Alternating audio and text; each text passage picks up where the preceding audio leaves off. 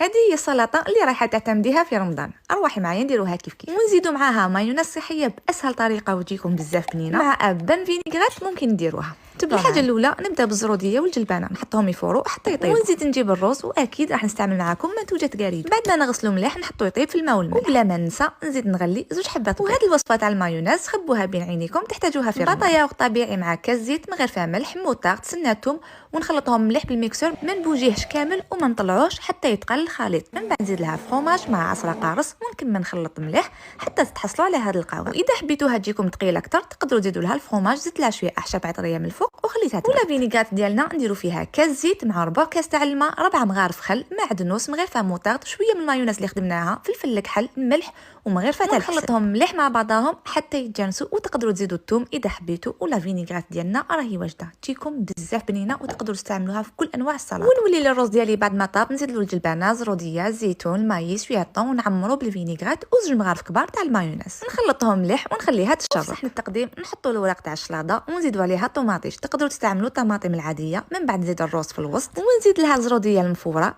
شويه تاع الطون اللي كنت صفيتو مليح من الزيت حبيبه تاع الزيتون بيض المغلي وانتوما تقدروا تزيدوا لها وباش حبيتوا. وباش تعرفوا بنتها لازم عليكم تجربوها شهيه طيبه.